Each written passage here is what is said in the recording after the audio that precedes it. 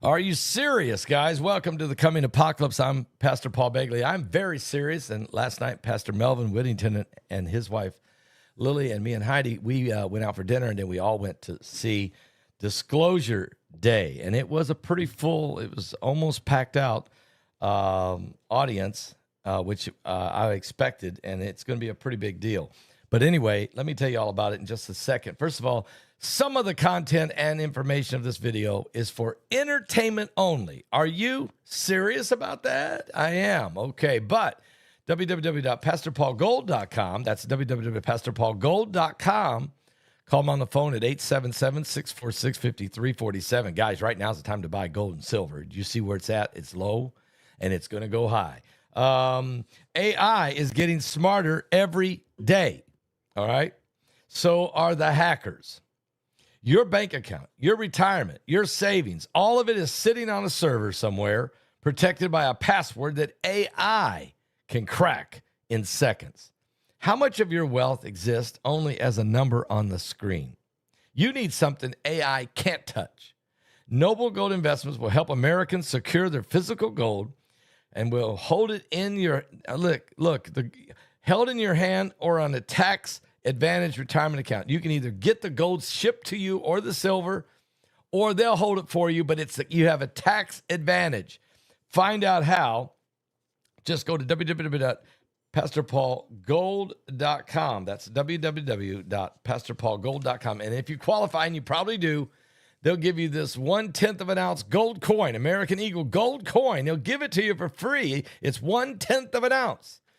And it's worth about $450 right now and going up. All right. We'll talk to you more about that at Noble Gold. All right. Now, the beast ascending. We're 7 days away from the most important alien webinar ever done by anybody. I mean, I'm being honest. This is absolute. I mean, you got Joseph Z., Alan Diddeo, Larry Ragland, Tony Merkel, all who were in that. There were several different pastors' meetings with U.S. government agents. We know, and they share, and they tell some of the stuff that went on in those. Some of it that's never been revealed anywhere else before. So I want you to be sure. And besides that, the information they share with you, how aliens and the UFO story and the UAP, how does that relate to the Bible? All of them help explain that in a very positive way that I think will really help everybody. So get the ticket. It's in 7 days. The webinar is next Friday, June the 19th, starting at 6 p.m. Eastern. Get right now. Go get your tickets. Be ready for this. It's incredible. And then throw in Josh Peck, myself, BC Begley, and another guest. If he's been ill, if he can overcome it, we'll get him in there as well. He's huge. We'll tell you all about that. Get your tickets now at www.paulbegleyprophecy.com or www.paulbegleyprophecy.org, or pick up the phone and call 765-414-2230. Heidi's waiting for your call. All right. Now, so we did. We went and seen the movie. A ton of different issues involved, including occult methods. But, I mean, there was a lot of stuff that come out of this film, all right? In 1977, we know Steven Spielberg's Close Encounters of a Third Kind imagined the contact with aliens as an event inspiring awe. 5 years later, in the year 1982, E.T., the extraterrestrial, envisioned another arrival as a story about a connection, a loneliness, and friendship. A little E.T. phone home with alien. And now a mega director, Steven Spielberg, has taken on another great look into the unknown with Disclosure Day. Industry watchers expect this sci-fi thriller will gross about $65 million this weekend. I think it might go more than that. And give Steven Spielberg a blockbuster comeback. After two back-to-back blockbuster failures, it stars a career best Emily Blunt as the Kansas City meteorologist with a hidden past and a superhuman empathy, alongside Josh O'Connor as a whistleblower who wants to expose this 70-year-old cover-up about the extinction or the existence of alien life on Earth, okay? Now, Spielberg wrote the script and directed it. We watched it, and when you got down to the last 15 minutes of the film, that's where it gets very interesting, because some of the footage that was used was actually classified that he got to use. Now, yesterday, President Trump kept pushing, and yes, there was a third batch of UFO, UAP, alien footage that was released and information released again. Now, my son, Paul Jr., has not had a time to go through it yet and comb through it like he did the last two, but we're waiting to find out what he finds. But what we do know is that in the movie, there was not declassified. It was classified footage that somehow got in the film. I would think that probably by now Trump has declassified it so that Spielberg won't be arrested. But it was interesting what he found. We also had some conversations with our government insider about the film. Now, I'm not going to tell you everything about the film. I'm waiting until next Wednesday night when I'll be with Pastor Melvin Whittington, and we'll discuss it on Getting Ready. But I do want to share some things about the film. Here's what the government insider said to us right after we walked out of the movie theater. They knew we were there. And this is what our government insider said saw some Stargate methods being used in the movies, such as remote viewing. CIA operatives. Spielberg was very mild on this subject overall. The animal behavior was a real thing, seen that in real life. Emphasis on convincing people that they are our friends and was a target. Shape shifting is a real thing and was shown in the film. I've witnessed that in real life. This is a government insider. Spielberg kept that movie clean, though. I did notice there were technology on cameras was pretty much the real thing. And the satellite imaging to monitor the people, that's 100% accurate. What I found intriguing is there were classified photo film footage used in the last 15 minutes of the film, which led me to believe that Spielberg had access to some stuff which he was probably briefed on and consulted on by the Pentagon.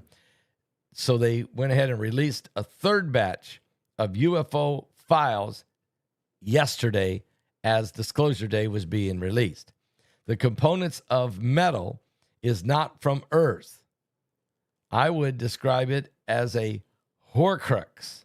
I also found U.S. supplied Ukraine with 2 Phantom Mk1 robotic humanoid soldiers to deploy for a special project. Okay? And 20,000 one-time use drones. That is true. The United States has sent a Mk1 robotic humanoid super soldier. We have sent a supply of those to Ukraine to fight for Ukraine. They're going to test it on the battlefield in the Ukraine war with Russia. And also we shipped Ukraine another 20,000 killer drones. So the war with Ukraine and Russia will continue. There was occult methods involved, especially with the remote viewing. They took the remote viewing to a second and third level. They also kept referring to that piece of metal that you would hold in your hand, which would then create this capability to go through a Stargate or through some type of transferal. It was remote viewing, but it was remote viewing at a very high level. Now, that thing that they were holding in their hand, that is actually the thing very similar to what Harry Potter would use in the books and in the films, the Harry Potter films, of which I've never watched them. But the thing he was holding, we researched it. It is what Harry Potter and some of them would use in the Harry Potter movies and in the book. And it's also used in occult practices and in witchcraft. It's a tangible piece of metal, and it's not from this world. It's from another world. That's how it is described. So we saw stargates in there. We saw aliens possessing animals, whether it be the cardinal bird, whether it be the deer, the elk, whether it be the little raccoon or some other things that were crawling around. They were possessed with ET. There were people that were possessed. They even showed us a new technology scanner that can scan to see if you're possessed with an ET or not. Obviously, ET or aliens, in my opinion, are certainly fallen angels, and there's different levels of fallen angels. So, when you start talking about the little grays, or you talk about the tall whites, or you talk about the Nordics, or some of the other species, what you're really talking about is several different levels of devils, okay? I'll just make it simple for you. The church was challenged in this film. Buddhism was not challenged. Hinduism was not challenged. Islam was not challenged. Only Christianity and people with faith in God. As a matter of fact, they showed the nuns losing their faith. There was a lot of different things in this film, a lot more than what I'm sharing with you. But certainly we saw new advanced technology, and we've seen occult practices, and we've seen shape-shifting, and we've seen demon possession, and we've seen an antichrist spirit against God. And I'm going to leave it there and let and describe more of that. I'm also going to be coming to you a little bit later today with some Patreon information. So if you're a member of my Patreon channel, please go do that. I'll go live on Patreon in a couple hours and share with you some information we've got from some of the government insiders. I could share this here because I actually witnessed it. The key point here by this government insider was in the last 15 minutes of the film, there were classified footage that had never been seen before until this film came out. Not never by the public. It had been classified. Now, whether or not it was declassified so that Spielberg could release the film yesterday might be why President Trump and the Congress ordered some more footage to be released. Which part of the last 15 minutes was fiction, and which part was nonfiction? And that's the question. And we're going to get the answers for you. And I'll be back in a couple hours on Patreon. Wow. This was a very interesting, without question, very, very interesting film. It wasn't, to me, all that exciting. But to people who have not studied UAPs or UFOs or aliens or demons or fallen angels or reptilians or shape-shifting and don't really understand remote viewing or CIA methods that have been MK Ultra, any of that kind of stuff. If you haven't seen any of that or you haven't read about that, if you don't know anything about that, then this stuff probably just went right on past you. But if you have, you know what they're talking about. And it was ultimately to turn people toward believing in aliens and worshiping them and walking away from your faith in God. I'll be right back.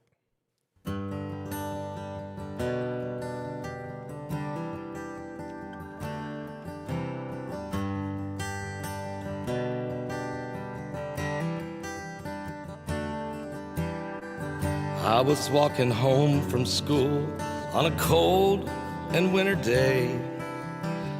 Took a shortcut through the woods and I lost my way. It was getting late and I was scared and alone. Then a kind old man took me by the hand and he led me home. Mama couldn't see him, but she was standing there. I knew in my heart he was an answer to my prayer. Oh, I believe there are angels. That's right, wisdom. Sent down to us from somewhere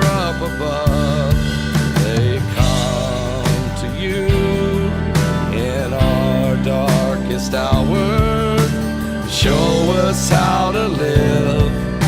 They teach us how to give, to guide us with the light of love. Yeah, we got a lot of good angels. 2/3.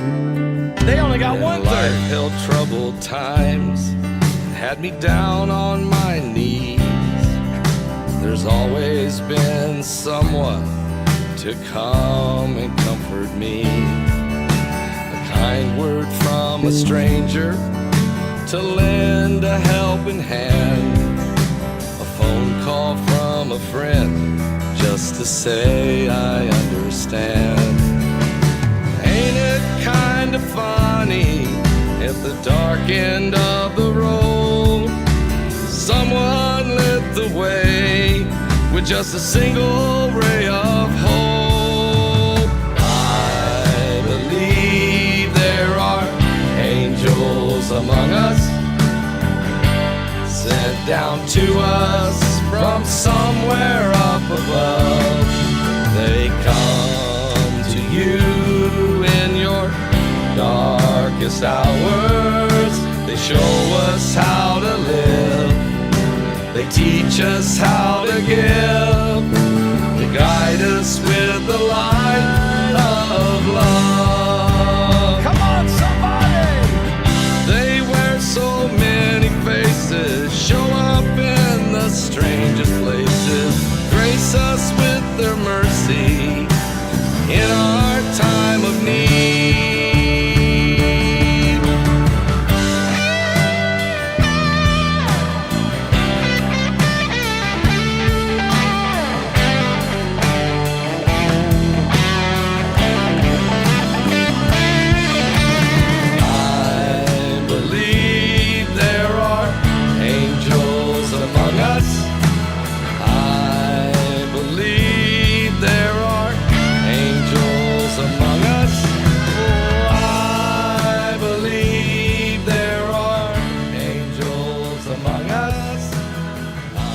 I'll be back, though. There's a lot going on in the Middle East, of course. There's conflicting reports. When you say Middle East and conflicting, I think that goes hand in hand, right? But I mean, President Trump stopped the movement of trying to blow up their entire infrastructure. And so instead, the Iranians came to the table. Now, according to the Times of India, and the Pakistani prime minister is suggesting that it's very possible that the United States and Iran may finalize a deal and for peace in the next 24 hours. Okay, that's what the prime minister of Pakistan is saying. At the same time, though, on France 24, the Middle East war, Iran says that the United States ceasefire deal will not be signed on Sunday. Okay? And so you've got these conflicting reports, which Iran is so good at that. They'll say one thing, and then they'll say a different thing over here, and they'll say something else over here, and then they'll pick up the phone, and they'll deny that they said any of the three. And this is basically what we've been dealing with in this Middle East. The good news is I think we're getting closer. The key thing here is now that the Iranians have to get rid of their nukes. They have to either allow the United States and China to go in and extract all of the nuclear dust. That's uranium that's been enriched to a certain degree.